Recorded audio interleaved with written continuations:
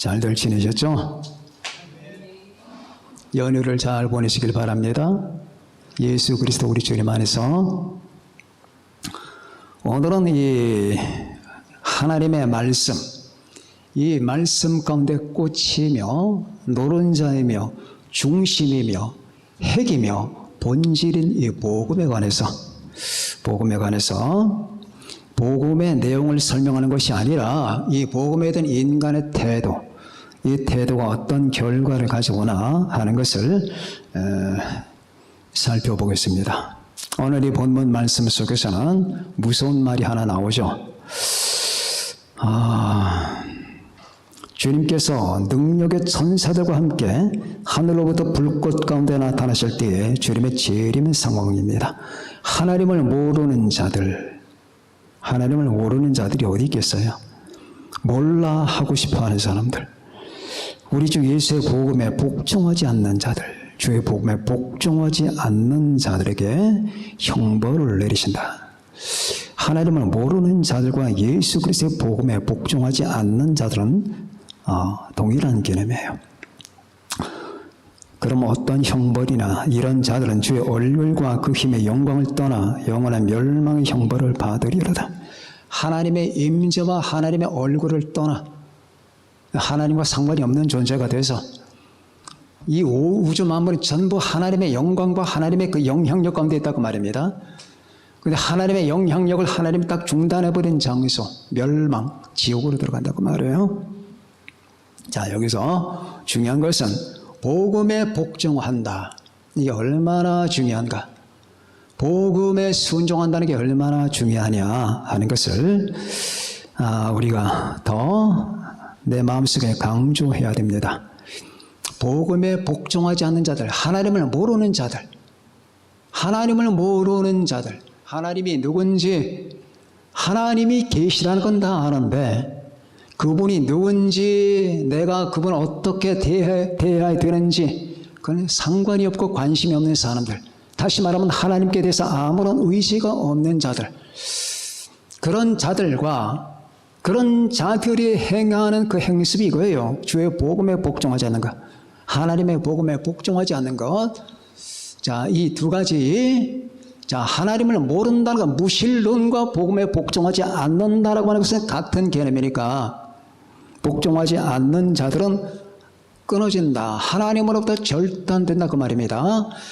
제가 수차례 얘기하지만은 하나님으로부터 절단된다는 사실이 얼마나 무시무시한지를 몰라요. 사람들이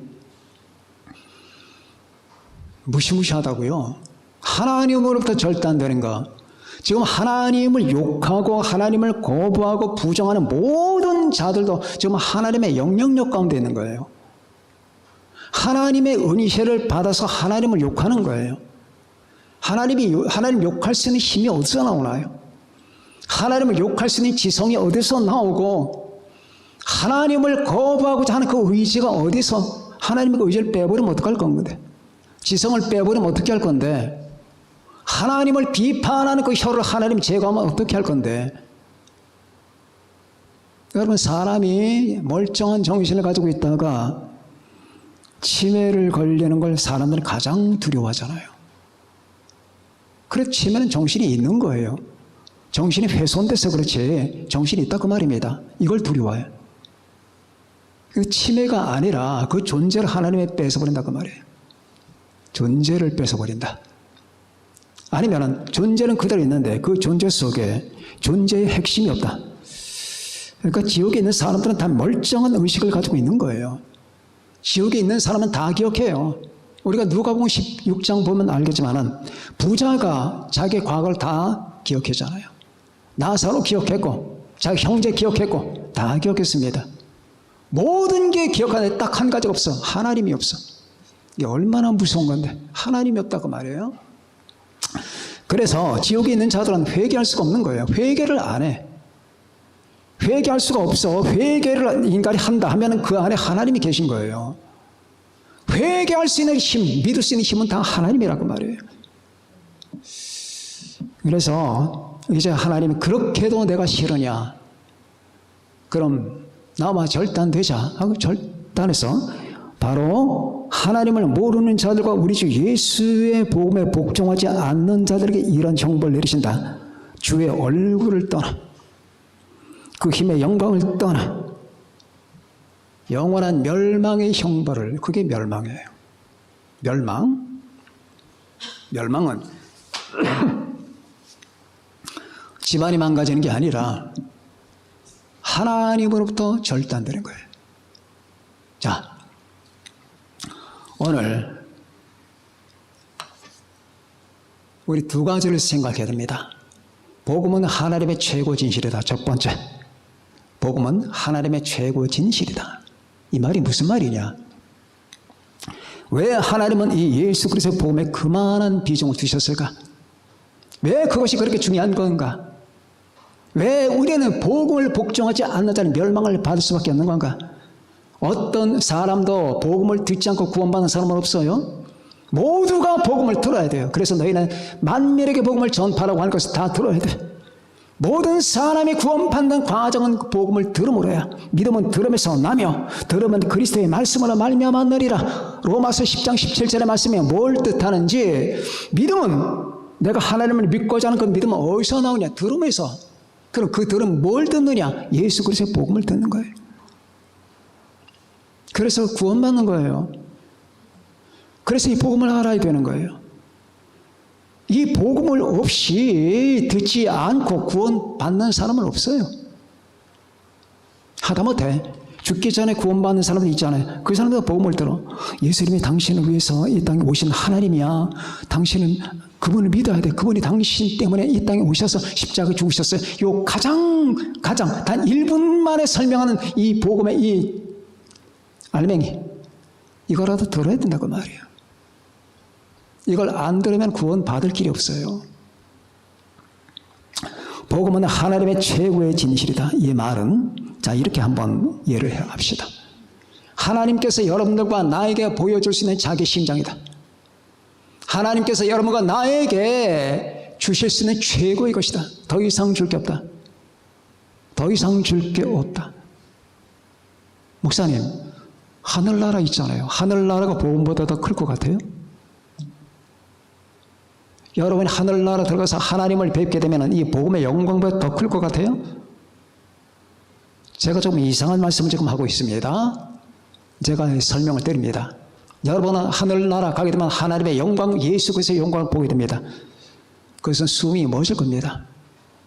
얼마 전에 책을 봤는데 어떤 아가씨가 숲속으로 들어갔는데 숲속에 대나무가 있었어요. 이 대나무 잎사귀가 쫙 뻗어 있는데 그 대나무 숲을, 그 잎사귀를 통해서 햇빛이 들어오는 거예요. 아무도 없는 공간 속에 그 햇빛이 대나무 잎사귀를 통해서 들어오는 그 장면에 그냥 멈췄다. 숨이 멎었다고 말이에요. 그 놀라운 아름다움과 영광, 그런 경우가 이제 자주 있는데 우리가 신경 안 쓰고 살면 아무것도 안 보여요. 저는 신경을 좀 씁니다. 이런 경우들이 많아요. 숨이 멎을 것 같은. 사람 살면서 코끝만 보고 살잖아요. 감동이 없어요. 근데 공원을 간다 하더라도 이 공원은 그냥 보는 게 아니에요. 공원이 서 있는 그 나무의 종류며 나무의 잎사귀 종류며 그 나무 잎사귀가 배치된 그 모든 구도며 그 구도를 통해서 비추어오는 그 모든 정경이며 광경이며 햇빛이며 아니면 계절이며 이런 것들과 결합을 해서 다가오는 이 전체 이미지는 놀라운 거예요. 자, 그 영광, 그거 보고 숨이 멎을 것 같았다면 요한계시록에서처럼 요한이 하나님의 앞에 가서 그 하나님의 영광과 예수 그리스도의 영광을 볼 때에 그 감동을 어찌 감당하리요? 그런데 여러분이 아셔야 될 건 그 놀라운 영광이 예수 그리스도 십자가 영광보다 못하다고 말이에요. 이게 무슨 말이냐? 나는 그냥 저 나무 쪼가리인 줄 알았거든. 저 나무가 숲속에서 나무를 잘라서 어느 날인가는 저게 무슨 나무인지 모르지만 목수가 데려가서 대패질을 하고 톱질을 해서 십자가 틀을 만들었다고 말입니다. 그거는 그 사형 도구라고 말이에요. 그 당시 로마인들은 수많은 사람을 십자가 못 박았어요. 예루살렘을 포위할 때 주후 70년 그때는 십자가를 세울 자리가 없었답니다. 하도 많이 못 박아서 유대인들, 로마인들이. 그게 뭐가 그 사형 도구 아니냐. 자, 지금부터 잘 여러분 그 전체 의미를 보세요.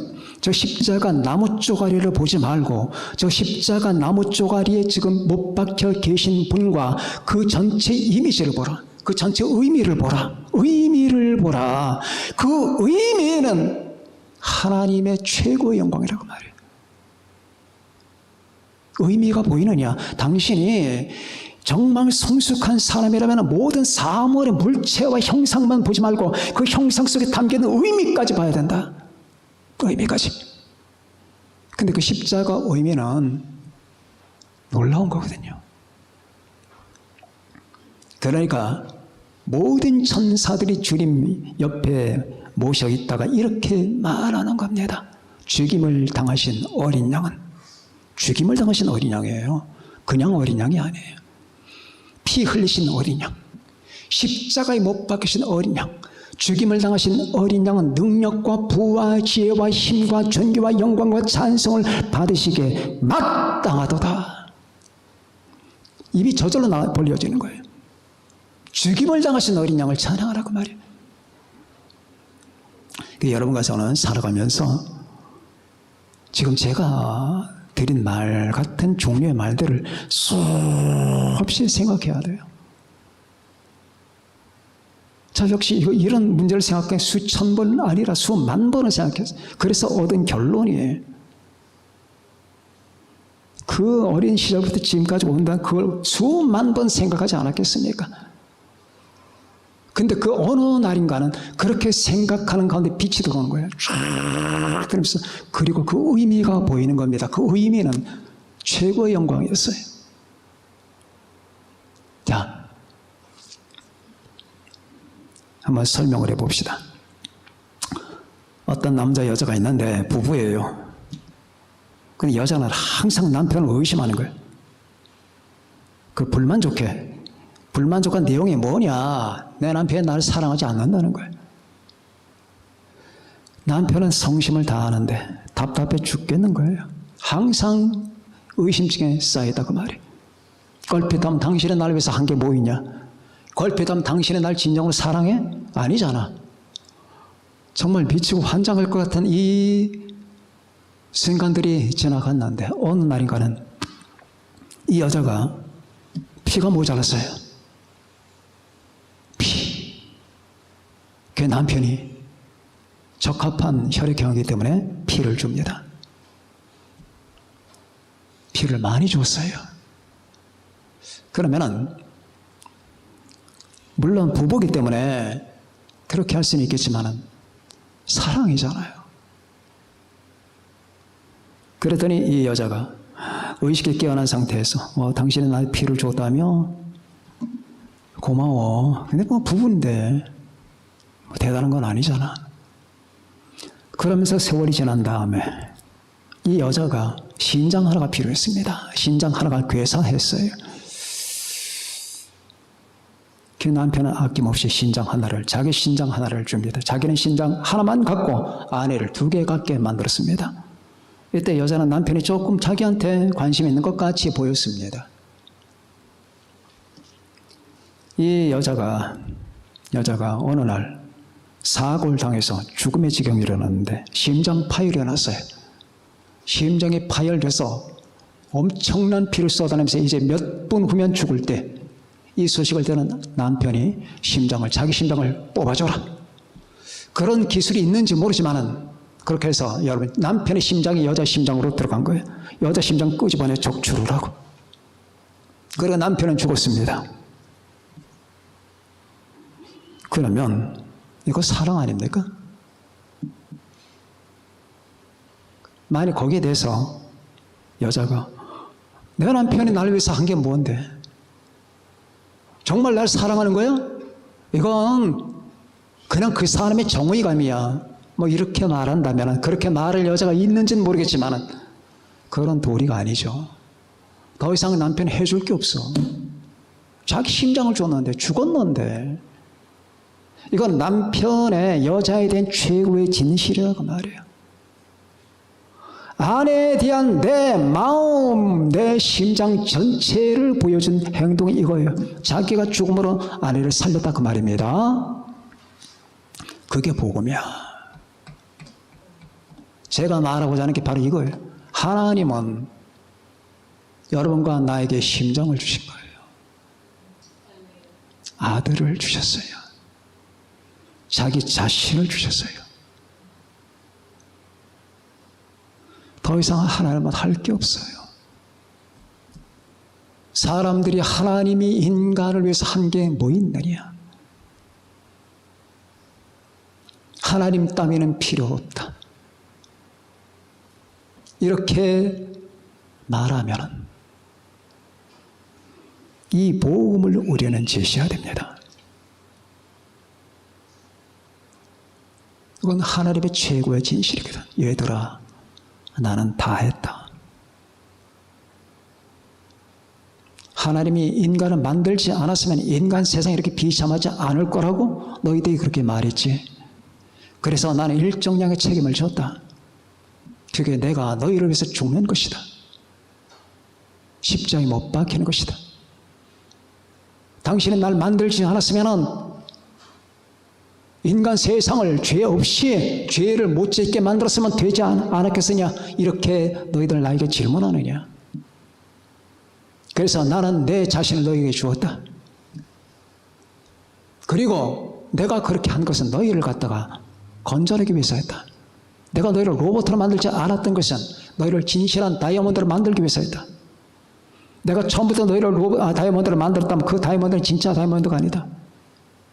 그러나 너희를 돌멩이로 만들었다가 그 돌멩이가 나와의 관계 속에서 다이아몬드가 되는 과정을 나는 선택한 것이다. 이게 하나님의 진실이라고 말해요. 하나님이 세상을 이처럼 사랑하셔. 이 말씀은 여러분과 내가 수천 수만 번을 생각하고 암송한다 하더라도 우리는 그 의미를 다 헤아리지 못합니다. 하나님이 세상을 이처럼 사랑하셔 독생자를 주셨으니 이는 그를 믿는 자마다 멸망하지 않고 영생을 얻게 하려심이라. 얘들아, 믿어라, 오너라, 믿어라. 나는 너희를 위해서 찢어진다. 나는 너희를 위해서 죽는다. 나는 너희들에게 주어진다. 나는 너희들에게 밟힌다. 나는 너희들에게 희생된다. 얘들아, 나를 못 박아라. 그렇게 원망스러우냐? 못 박아라. 그런데 인간은 쌍욕을 해대면서 망치를 들고 못을 들고 대못을 쳤습니다. 그런 행동을 통하여 예수님은 인간에게 구원을 제공하셨고 하나님은 인간에게 이 사실을 받아들인 사람들마다 의롭다함을 주시면서 하나님이 죄를 알지도 못하신 이를 우리를 대신하여 죄로 삼으신 것은 우리로 하여금 그 안에서 하나님의 의가 되게 하려 하심이라. 고린도후서 5장 21절의 말씀, 하나님이 죄를 알지도 못하신 이를 우리를 대신하여 죄로 삼으신 것은 죄로 삼았대. 아들을 우리를 죄를 대신해서 죽으신 정도가 아니라 그가 죄란 말이에요. 그러니까 하나님 아버지께서 십자가에 못 박은 것은 죄를 두드려 박은 거라고 말이에요. 죄를 여러분의 죄, 내 죄를 두드려 박은 거라고 말이에요. 그래서 여러분과 내가 확신을 가져야 되는 이유는 저 십자가에 못 박히시는 분을 받을 때에 내 과거, 현재, 미래 죄가 저 십자가에 못 박아 두드려 박은 거예요. 그러니 담대하셔야 돼요. 그렇게 해서 구원 받는 줄 알아? 그건 쉬운 구원이야. 인간이 헌신을 하고 인간이 죄 없이 살아야 되고 거룩하게 살아야 되는 거야. 예수님 십자가는 그냥 조건에 불과한 거야. 이렇게 말하는 것들은 전부 다 폐기치고 나갈 거 말이에요. 내 과거에, 현재의, 미래 죄를 다 두드려 박은 거예요. 하나님이 죄를 알지도 못하신 이를, 그가 누굽니까? 하나님입니다. 하나님과 동등하신 아들입니다. 여러분, 예수 그리스도의 영광은, 이 우주의 영광을 뛰어넘습니다. 그분이 이 초라한 인간의 몸을 입고 오셨단 말이에요. 하나님이 죄를 알지도 못하신 이 일을 우리를 대신하여 죄로 삼으신 것은 우리로 하여금 그 안에서 하나님의 의가 되게 하려 하심이라. 그러니 더 이상 하나님이 뭘 우리에게 주실 수가 있겠냐? 그것이 복음이라고 말이에요.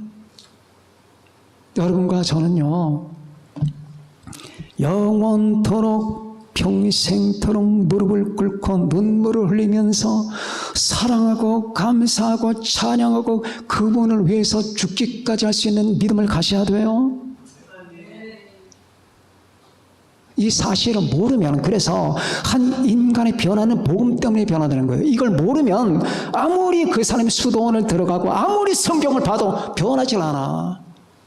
하나님이 인간을 위해서 행하신 그 사건, 이걸 복음이라고 하는데, 예수 그리스도 안에서 하나님이 인간에게 주신 사랑, 이걸 복음이라고 하는데, 이 복음을 모르면 인간이 변하질 않아.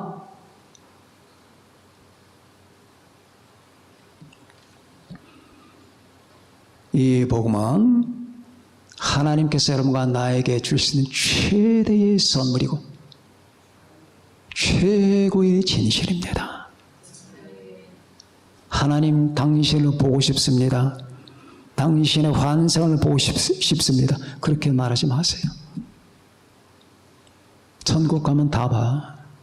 그보다 중요한 게, 하나님은 당신의 얼굴을 보여주신 것은 예수를 통해서이고, 당신의 심장을 통해서 심장을 보여주신 것은 십자가에서요. 예수 그리스도를 통해 하나님의 형상을 보여주셨고, 그런 자신의 심장은 십자가에서 보여주셨다고 말해요.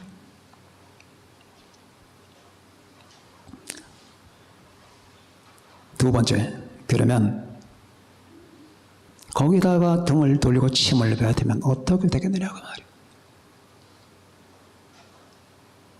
복음을 믿지 않고 거기다 등을 돌리고 침을 뱉으면 어떻게 되겠냐고요. 아까 제가 말씀드린 그 남편이 자기 심장을 아내에게 주고 세상을 떠났다 그 말입니다. 그 여자가 방으로 들어와서 보니까 남편의 사진이 하나 걸려있다 그 말입니다. 그 남편 사진과 침을 탁 뱉으면서, 이 더러운 인간, 나를 위해서 한 게 뭔인데 이렇게 하면 어떻게 되겠느냐 그 말이에요. 당신이 나를 위해서 한 게 뭔데 결혼해서 싫고 고생만 시켰지. 남편은 더 이상 할 게 없거든. 마찬가지예요. 이 세상에 수많은 사람들이 하나님께 침을 뱉고, 그리고 하나님의 진리를 훼손하고, 예수 그리스도를 믿지 않고, 예수 그리스도의 복음 따위를 신경도 쓰지 않고, 지금 연애에 바쁜 사람들이, 좀 있으면 서로 다투고 칼부림을 할 사람들이 그 앞에서 차 한잔 마시면서 가장 행복해 하는데, 한 달 후면 칼부림할 사람들이거든.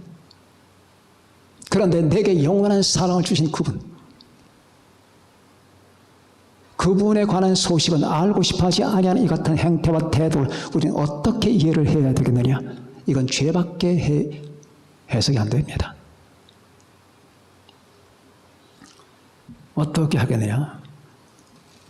복음에 대해서 관심을 가져라. 여기 계신 분들은 모두 그 복음을 어느 정도는 아니면 많이 이해를 했기 때문에, 여러분 이 자리에 계시겠지만은 이 세상의 주의 복음에 대해서 관심 없어하고 등 돌려하고 침뱉어하는 사람들이 많습니다. 허다합니다. 여러분이 보셨던 그 영상들 보셨잖아요. 미국 LA에서는 목사님에게 설교하다가 동성애가 나쁘다고 하니까 그 자리에서 해고가 되어버렸어요. 전 세계로 번져나갑니다. 캐나다는 뭐 이미 동성연애 목사 안수가 되고, 그 종에서 올라와서 오늘 이 목사를 해고하는 이유를 말하면서, 이는 이 다문화 사회, 다원제사에서 합당치 않다. 이런 목사는 안 된다. 라고 얘기를 합니다. 그들은 이 성경에서 하나님 아버지를 지우려고 합니다. 아버지는 쓰지 마라. 하늘에 계신 우리 아버지 이름이 거룩히 여김을 받으시오며 이 말 하지 말라. 왜? 하나님이 남자인 것 같지 않느냐? 그러니까 그거 하지 말래. 성경에서 하나님 이 남성상을 다 빼라는 얘기야. 그리고 교회에서 남자 성도, 여자 성도, 남성도, 여성도 그런 말 쓰지 말래. 왜? 성은 다 같은 거니까. 화장실 하나만 써라. 남자 화장실, 여자 화장실 그따위 필요 없다. 다 같이 공용으로 써라. 이게 현실입니다. 이게 점점 더 가속화되고 있습니다. 다시 말하면 이 성경에서 말하고 있는 복음을 따라 행하는 그 삶을 그들은 지탄하고 증오합니다.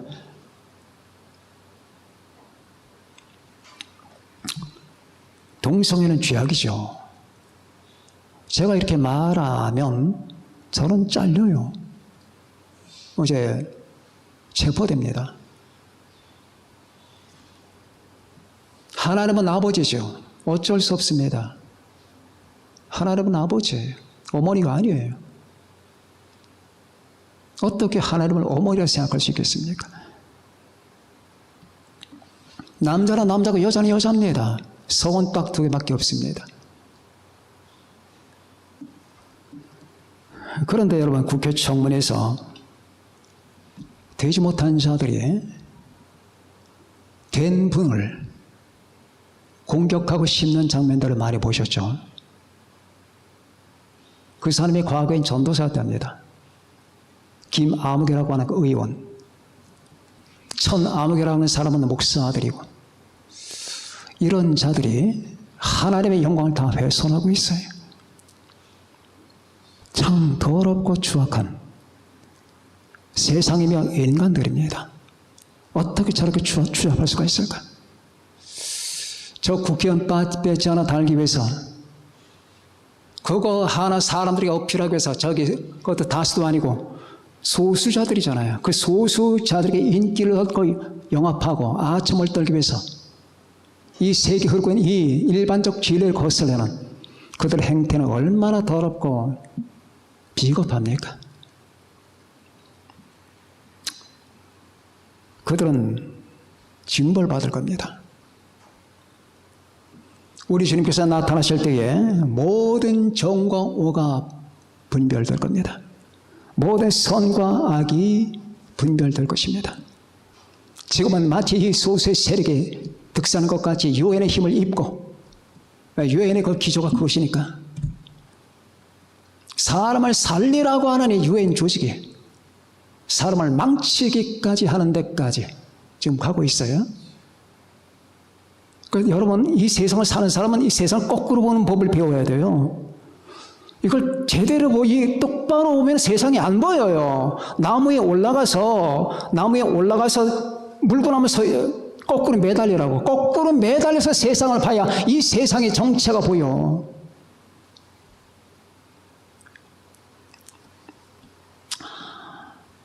이런 세상 가운데서 그들은 하나님의 복음 따위는, 예수님 따위는, 하나님의 말씀 따위는 관심이 없습니다. 그들이 의로운 척을 하지만 사실 그 속에는 의의가 없습니다. 그들이 선한 척하고 약한 자를 돕는 척하지만 그 마음속에는 선도 없고 약한 자에 대한 관심도 없습니다. 그러나 온갖 위선을 떨면서 다음 표를 의식하며, 그리고 벌떼처럼 일어나는 그 사람들 마음속을 한번 살펴보십시오. 하나님은 심판하실 겁니다. 하나님의 진리는 인간이 거스를 수 없습니다. 진리는 영원합니다. 진리는 거짓말하지 않습니다. 진리는 불가항력입니다. 진리는 불가피합니다. 진리는 그 누구도 범할 수 없습니다. 인간이 진리를 범하는 순간에 그 진리의 다침을 받게 됩니다. 압사되게 됩니다. 하나님의 진리를 거스르면 그렇게 되는 거예요. 여러분, 복음은 진리 중에 진리예요. 진리 중에 가장 아름다운 진리가 십자가 진리예요. 모든 영광 가운데 가장 뛰어난 영광, 십자가 영광이에요. 에베소서를 보게 되면 이런 말이 나와요. 여러분, 성경 보면 많은 영광 나와. 하나님의 힘의 영광, 하나님의 존재의 영광, 하나님의 진리의 영광. 근데 에베소에 특별한 말 하나가 나옵니다. 은혜의 영광이 나와요. 은혜의 영광. 이 은혜의 영광이 하나님의 영광 가운데 최고의 영광이에요. 이 은혜의 영광이 바로 예수 그리스도의 십자가를 통해서 나타났기 때문에 여러분과 제가 십자가를 바라볼 때 하나님의 최대의 영광을 본다는 말이 되는 거예요. 하나님은 이 거스르는 세대를 하나님은 좌시하지 않습니다. 이들은 심판을 받을 겁니다. 하나님의 징벌을 받게 됩니다. 하나님은 경고하죠. 저 같은 수많은 종들에서 경고합니다. 근데 이 경고를 무시하는 사람들, 여러분이 아시다시피 히로시마의 경고가 갔잖아요. 1945년 5월부터 경고가 갔어요. 계속 여러분 미군들이 방송을 했습니다. 8월 6일까지 50km 바깥으로 피하라. 1945년 8월 6일까지 이 히로시마 주민들은 50km 바깥으로 피하라. 폭탄이 터지게 되면 그 피폭 지역이 엄청나니까 50km 밖으로 피하라. 경고했습니다.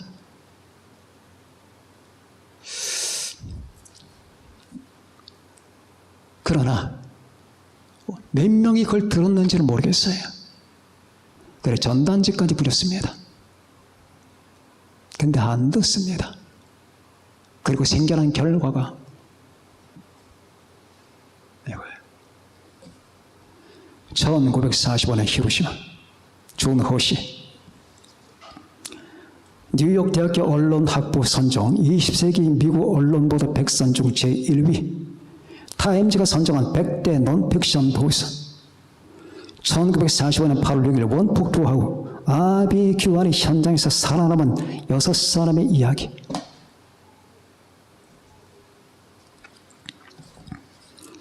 한 대목을 읽어드리겠습니다. 비행기 소리가 전혀 들리지 않았다. 고요한 아침이었고 그것은 시원하고 쾌적했다. 그때였다. 어마어마한 섬광이 하늘을 가로지르며 번뜩였다. 다니모토 목사는 아직도 그 순간을 생생하게 기억한다. 섬광은 동쪽에서 서쪽으로, 시내에서 산 쪽으로 이동했다. 거대한 태양이 빛을 뿜어내는 듯했다. 그와 마스오 씨는 겁에 질려 반사적으로 몸을 움직였다. 그나마 그들에겐 그럴 만한 시간적 여유가 있었다. 폭심지에서 대략 3km 떨어진 곳에 있었으니까. 마스오 씨는 현관 계단을 단숨에 뛰어올라 집 안으로 들어간 후 이불 보퉁이 들속으로 몸을 날려 파고들었다.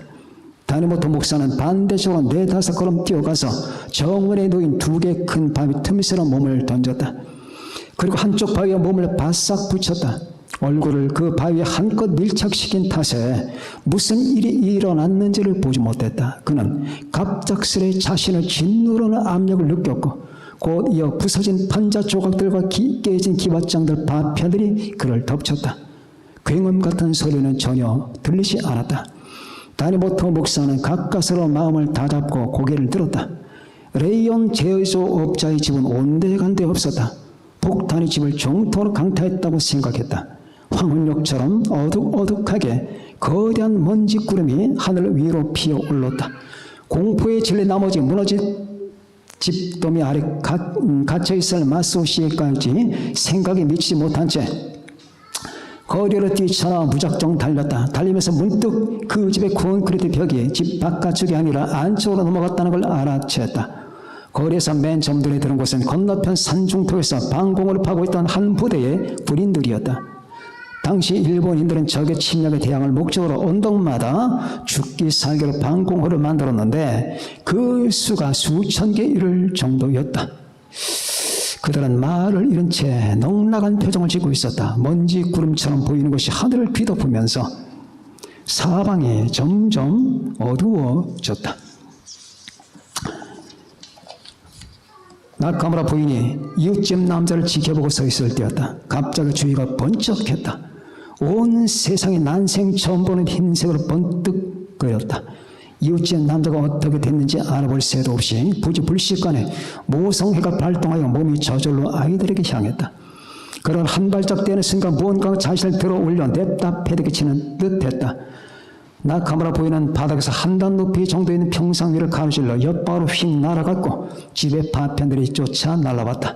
몸이 퉁 하고 바닥에 떨어진가 싶더니 기둥이 쓰러지고 기왓장이 소나기처럼 쏟아내렸다. 사방이 컴컴했다. 무너져 내린 집더미에 파묻힌 것이었다. 그나마 깊게 파묻히진 않아서 몸을 이렇게 빠져나왔다. 아이 오는 소리가 들렸다. 엄마 살려줘. 5살 난 막내 미에코였다. 가슴팍까지 파묻혀 움직이지 못하고 있었다. 나카무라 부인은 미친 듯이 기어서 막내에게로 갔다. 그런데 나머지 두 아이들이 인기척 하나 없이 온데간데 없었다. 자, 길이 길어지니까 거기서 중단되죠. 이건 말이에요. 6명의 비폭자들의 그 생애를 갖다 다루는 책인데 그나마 아주 걸러내고 걸러내서 기록한 거예요. 그 외의 기록물을 넌픽션대로 보면 굉장해요. 원자 폭탄이 580m 상공에서 터졌는데 그 터지는 순간에 그 불빛은 수천 개의 태양이 빛나는 것 같고 그걸 본 사람들은 눈이 다 녹았어요. 눈이 다 녹았다는 그 말이에요. 거기에 독심제에서 2-3km 있는 사람은 다 죽었고 그런데 여러분 아십니까? 앞으로 쓰일 폭탄은 이 히로시마에 떨어진 것보다 100배에서 1000배 강하다는 거예요. 100배에서 1000배가 강해요. 수소폭탄, 중성자탄. 이걸 어떻게 하냐고. 이게 언제를 위해서 지금 마련되고 있을까요? 인간이 만든 건 다 쓰여져요. 역사상 인간이 만든 게 안 쓰여진 적이 없었다 그 말이에요. 다 쓰여집니다. 이거 대환란 때 다 쓰이는 거예요. 왜? 하나님을 모르는 자들과 우리 주 예수의 복음에 복종하지 않는 자들에게 형벌을 주시기 위해서.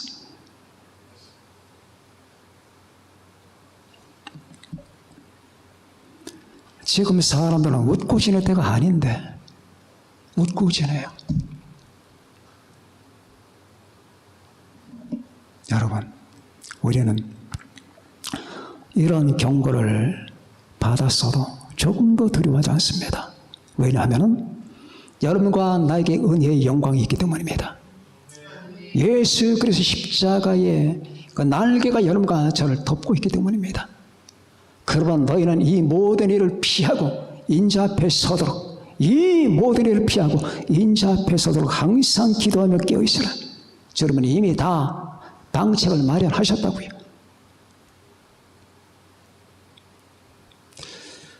다만 이게 두려워서가 아니라 여러분과 제가 무지한 자 되지 않기 위해서 하나님의 복음이 무엇인지 이 복음의 영광이 무엇인지를 늘 가슴에 새기면서 이 하나님의 말씀이 노른자인 하나님의 복음을 모르는 내 형제 자매 자녀들에게 이걸 말하고 가르쳐야 될 책임과 의무가 여러분과 나에게 있는 거예요. 한 사람이라도 걸리면 구원받는 거니까. 그래서 여러분과 저는 낚시예요. 내가 너희를 사람 낚는 어부가 되게 하리라고 말씀했잖아요. 이 마지막 세대는 이 같은 여러분 당혹감을 가지고 살아야 돼요. 우리는 이상한 세대를 만나서 마지막 세대 이것도 아니고 저것도 이 세상도 아니고 저 세상도 아닌 세상 가운데 이 마지막 지점에서 여러분과 제가 지금 갈등하고 있습니다. 여러분 여러분과 저에게 이 주어지는 메시지는 이 모든 인간의 운명을 갈라내는 건 복음에 달렸다는 거예요. 복음에. 이 모든 게 다 뭐냐? 왜 역사가 이렇게 흘러가고 인간 세상이 이렇게 변하는 것이며 왜 저 많은 현상들이 벌어지는 것인가? 다 이 복음 때문이에요. 이 복음에서 다 갈라지는 겁니다. 여러분, 이 복음의 중차된 의미를 늘 헤아리면서 삽시다. 여러분과 제게 주신 이 하나님의 말씀의 가장 핵심이 이 복음이에요. 복음을 사랑하는 여러분과 제가 되시고 이 복음의 대접을 받는 여러분과 제가 되시기를 예수님의 이름으로 축원합니다. 기도하겠습니다.